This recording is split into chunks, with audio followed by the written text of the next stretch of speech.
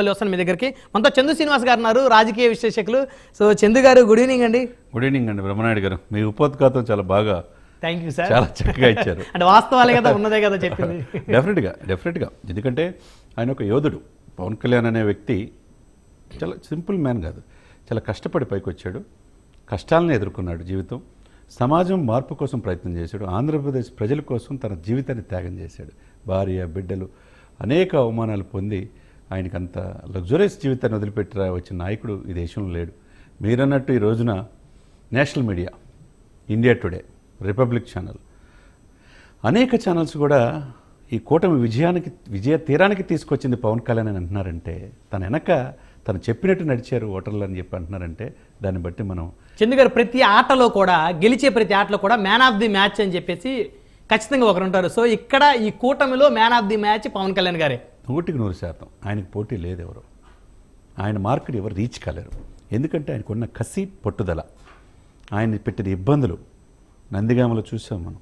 అవును, రోడ్డు వైజాగ్, విశాఖపట్నంలో హోటల్ నుంచి దిగ్బంధించి మనిషిని ఏ విధంగా కట్టడేయాలంటే, మనిషికి ప్రతి ఒక్కరికి పౌరుషం ఉంటుంది ఖచ్చితంగా. అది కొన్నిదల సింహం, కొన్నిదల పవన్ కళ్యాణ్ అనే నేను అని రేపు ప్రమాణ స్వీకారం చేయబోతున్నాడు ఆయన.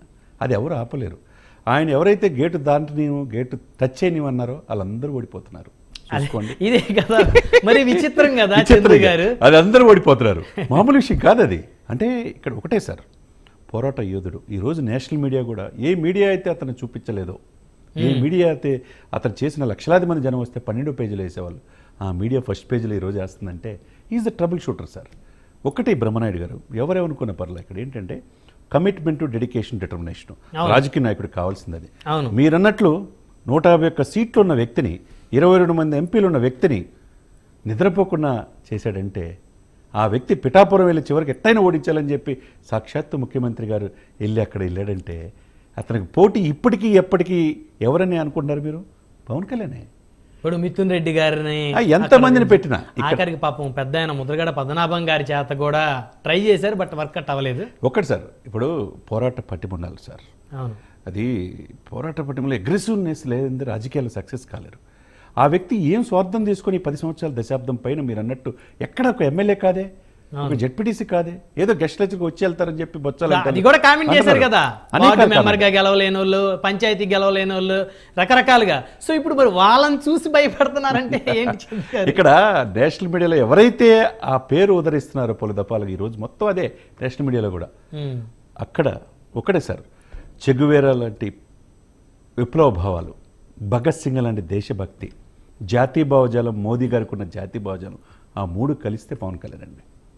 మీకు ఉంది కదా, విప్లవ వేదుడు చెగువేరా. అవును, భగత్ సింగ్ గారిని దేశం కోసం 23 సంవత్సరాల ప్రాణాలు సైతం పరంగా పెట్టిన వ్యక్తి, ఉరికమ్మని వ్యక్తి. అదేవిధంగా మోదీ గారి కోసం ఆ రోజుల్లోనూ గుజరాత్ వెళ్ళి మీరు ఈ దేశానికి ప్రధానమంత్రి కావాలని చెప్పేసి కోరుకున్న వ్యక్తి పవన్ కళ్యాణ్. ఆ వ్యక్తి మోదీ, ప్రపంచ మన్ననలు పొందే మోదీకే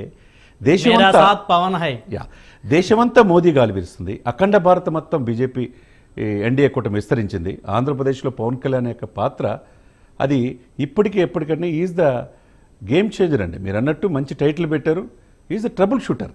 ఎందుకంటే కష్టాలు ఉన్న పార్టీ. ఒకటే 2 విషయాలు చెప్తాను మీకండి. 4.5 దశాబ్దాల అనుభవం ఉన్న చంద్రబాబు నాయుడు గారికి 55 రోజులకు స్కిల్ డెవలప్మెంట్ కేసులో లోపలికి వెళ్తే, సాక్షాత్తు అధ్యక్షులు కానీ టీడీపీ క్యాడర్ ఎక్కడగా లేని పరిస్థితిలో, భయపడే పరిస్థితిలో, భయపడి ఎవరైనా బయటకు వచ్చే కేసులు పెట్టి అధికార పార్టీ దూకుడు అలా చేసింది.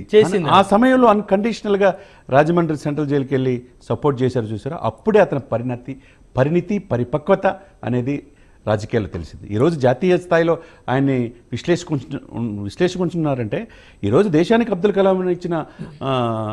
కలాం రాష్ట్రపతి చేసిన చంద్రబాబు నాయుడు గారికి, ఎన్డీఏలో ఒక ఆట ఆడిన చంద్రబాబు నాయుడు గారికి, ఈ దేశానికి బాలయోగి లాంటి దళితుని స్పీకర్ చేసిన చంద్రబాబు నాయుడు గారికి కష్టాల్లో ఎవరున్నారు సార్ ఆ రోజున? ఖచ్చితంగా పవన్ కళ్యాణ్ గారు. పలుమార్లు చెప్పాడు కదా, అన్కండిషనల్ గా సపోర్ట్ చేశాడు. 2014లో చేశాడు, 2019లో విడిగా పోటీ చేశాడు, 2024లో ఆ పార్టీకి ఒక జవజీవాలు కల్పించాడు సార్ ఈ రోజున. కాబట్టి ఈరోజు మీడియా ఎవరైతే చూపించకూడదు అనుకున్నారో వాళ్ళంతా పవన్ కళ్యాణ్కి చూపిస్తున్నారంటే చూడండి. ఎవరైతే ఆయన్ని రకరకాలుగా విమర్శలు, ఆయన మీద రకరకాల ట్రోలింగ్ చేసిన వాళ్ళు ఈరోజు ఖచ్చితంగా ఆయన పిఠాపురంలో కూడా గెలవలేరు అంటున్నారు. ఇప్పుడు ఆయన మెజార్టీ, అత్యధిక మెజార్టీ 50,000, 60,000, 70,000 ఆ రేంజ్లో ఉంటుంది తప్పితే 2 days బ్యాక్ వైసీపీ అధికారంలోకి వస్తుందని చెప్పిన సర్వే సంస్థలు కూడా పిఠాపురం నుంచి అఖండ జనసేన మెజార్టీతో గెలుస్తాయని భారీ చెప్పారు. మెజార్టీ అనే పదాన్ని కూడా మెన్షన్ చేశారు. అదే ఇక్కడ ఏంటంటే ఒకటే సార్, మీరు చెప్పిన ఈ పాయింట్ ఆఫ్ వ్యూలో అందరూ కూడా తెలుసుకోవాల్సింది ఏంటంటే రాజకీయాల్లో ఓర్పు ఉండాలి, నేర్పు ఉండాలి, అవును, చేర్పు ఉండాలి, కూర్పు ఉండాలి. కానీ 10 సంవత్సరాలు సార్, జనసైనికులు ఎవరండి ఓర్పుతోటి ఓర్పు, నేర్పు, చేర్పు, కూర్పు ఈ 4 కలిస్తే పవన్ కళ్యాణ్ అండి. 10 years 10 years దశాబ్దం. ఎంత మానసిక ఆయన క్షోభ. అసెంబ్లీలో ఆయన ఫైట్ చూడాలని బ్రహ్మరాయుడు గారు ప్రజల కోసం మీరు ఆయన మీరు ఆయన చేసేటువంటి ఇంటర్వ్యూ కూడా చేశారు, మీరు ఆయన ఇంటర్వ్యూ కూడా చేశారు. ఎవరండి దశాబ్దం పైన ఇన్ని మాటలని, ఇన్ని వ్యక్తిగత అన్నం గురయ్యి ఎక్కడ మొక్కవని ధైర్యంతో ఎక్కడ ఎమ్మెల్యే కాకుండా దశాబ్దం పైన ఉన్న నాయకుడు మీరు చూసారా? మళ్ళీ ఇప్పుడు ఉన్నటువంటి ఈ ట్రెండ్ కి తగ్గట్టు ఆర్థిక వనరులు కూడా లేనటువంటి లేని పార్టీ. పరిస్థితిలో ఆ వ్యక్తిని పార్టీ చూశాడు సార్. సొంత డబ్బు ఖర్చు పెట్టుకొని కోట్లాది రూపాయలు ప్రజలకి, ఈ దేశానికి, ఈ రాష్ట్రానికి, నా రాజధాని లేని ప్రజలకి ఏదో చేయాలన్న తపన ఉంది చూసారా? అది సార్ రెండే ఫ్యాక్టర్ సార్. ఒకటి కష్టాలు ఉన్నప్పుడు చంద్రబాబు నాయుడు గారిని ఆదుకోవటం, అప్పుడు రెండోది ఓటు చెల్లకుండా ప్రభుత్వ వ్యతిరేక ఓటుని మనం చేసుకుందామని ఇప్పటంలో 2 సంవత్సరాల క్రితం ఆ రోజు ప్రతిజ్ఞ చేశాడు. దానికి అనుగుణంగా 3 బీజేపీని కూటమిలో కలపటం. 3 ఎవరు చేయగలరు సార్? అవును, ఈ 3 చేసిన యోధుడు చరిత్రలో నిలిచిపోతాడు సార్. రాజకీయ చరిత్రలో పవన్ కళ్యాణ్ అనే పేరు ఇప్పటికీ ఎప్పటికీ అలా నిలిచిపోద్ది. కానీ ఆ మధ్యలో కొన్ని చిన్న డిస్టర్బెన్సెస్ వచ్చినప్పటికీ కూడా ఒకటే ఫైనల్ అండి, చంద్రబాబు నాయుడు గారు నేను ఇద్దరం క్లారిటీగా ఉన్నాం. మధ్యలో ఎవరన్నా చోటా మోటా నాయకులు ఏదైనా మాట్లాడినప్పటికీ కూడా సో దాన్ని బేస్ చేసుకొని ఈ పొత్తు చెడిపోకుండా ఉండాలని చెప్పేసి కూడా అనేక మెసేజ్లు. అతి ముఖ్యమైనది సార్ ఓటు ట్రాన్స్ఫర్మేషన్.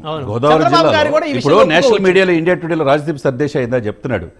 ముఖ్యంగా గోదావరి జిల్లాలతో పాటు ఆ Kapu belt single largest community in the state of Andhra Pradesh 25%. అవును, యోధాయోధులను పెట్టేసి ఇక్కడ కాపుల పోలరేషన్ కాదు అన్నారు. 90% పోలరేషన్ అయింది. కులాలు కలిపే సిద్ధాంతాలు సక్సెస్ అయ్యాడు. ఆయన తెలుసు సార్ పల్స్.